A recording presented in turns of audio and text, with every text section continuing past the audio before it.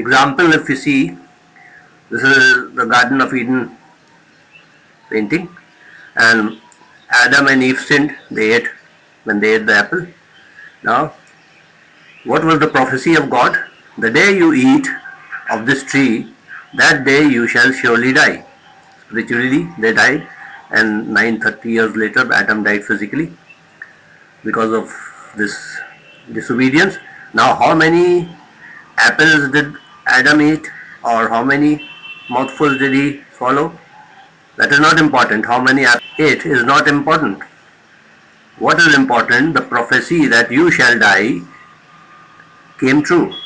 And we see as Adam and Eve ate, they fell. They felt that they were naked.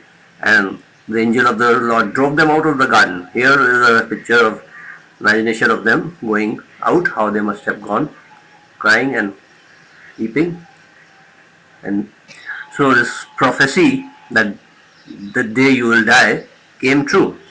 And we can see Adam and Eve finally were driven out, and this is the grave which they ultimately went to. They went to the grave. Dust thou art, and to dust thou shalt return. This is the prophecy, it came true. How many apples Adam ate? The numbers are not important. They are not part of inspiration. The prophecies are inspired. Bible claims its prophecies are inspired, and the whole Bible is full of prophecies. Everywhere prophecy. In this Ezra 2 and Nehemiah 7 list, what is the prophetic part? Prophecy is that they will return. Captives will return, and they return. Prophecy became true. So that is, the inspiration is true. Bible's prophecy came true in these two lists also. So numbers change, that the man is keeping those numbers. If man makes a little mistake, it does not mean that the prophecy failed. The Bible only claims the prophecy is to be inspired. Like in a, say, suppose a bus journey, people are going from one place to another, they reach the destination. Now that is true that they reached the destination, but if some people report 50 people went as passengers or 70 people went, if there is two lists contradicting each other, that does not prove that the bus journey did not take place and the bus did not go. And what is inspired of the Bible? The main inspired message of the Bible is it is all prophecy. You find this prophetic word, Abel, it happened. Abel gave an animal sacrifice of blood, and God accepted his righteousness.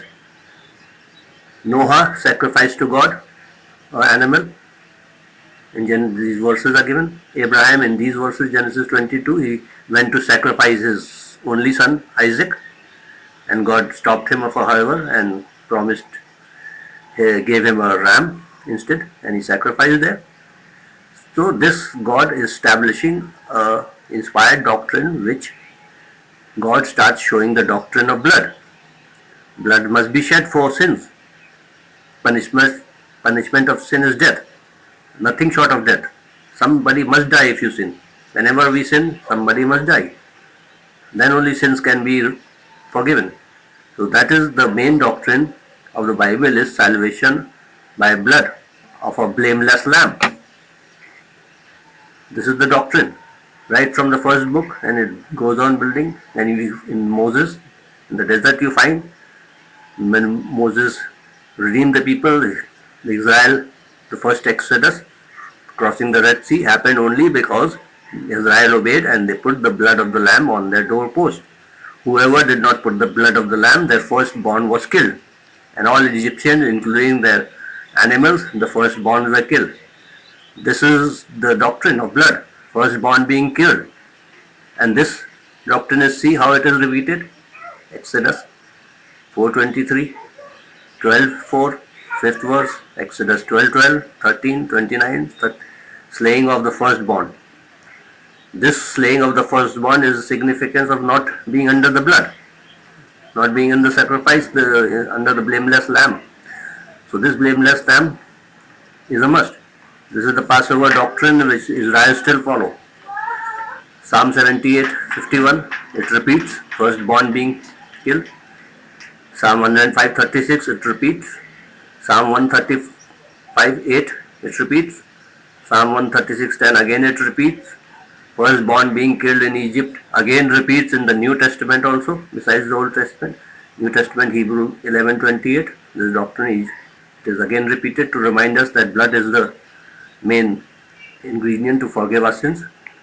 That is why in New Testament, in the Gospel 26:28, Matthew and Mark 14, verse 12 and 24, Jesus says this is the new covenant blood, and he celebrated the Passover lamb. He celebrated the Passover festival. Then he announced, there on the table he announced, this is the covenant blood which is going to be shed for you, for forgiveness of sins. So the doctrine of blood, the blameless lamb, which was built by Moses in Egypt, was confirmed by Jesus, that he is the blameless lamb. Again in Revelation 5:6, Revelation 12:11, blood of the lamb, salvation in Jesus. They were redeemed, they were saved by the blood of the lamb. The last book of the Bible also says that. And time and man could not change this Bible doctrine of blood.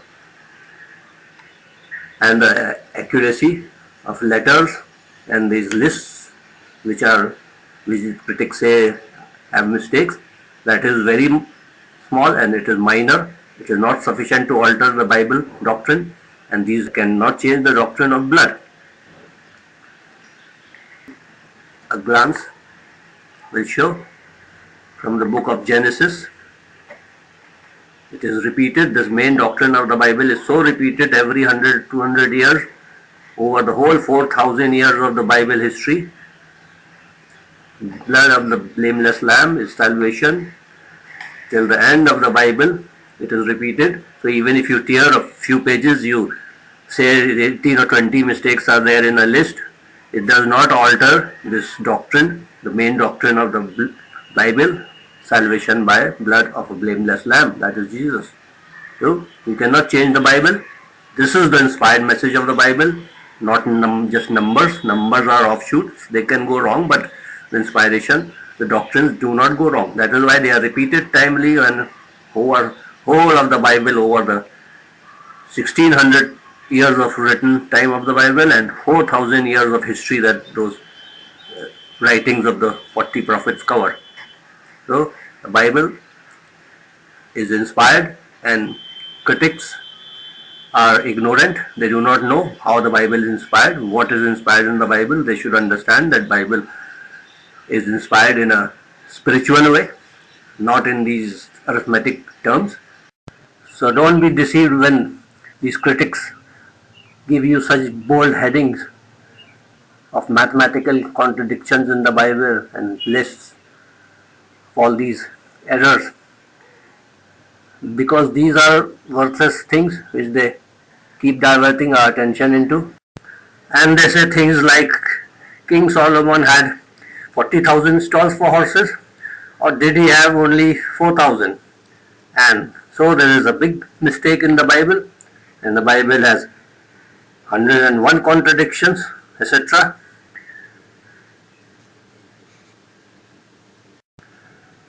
So God does not need to protect His word in such arithmetic terms and mathematical terms.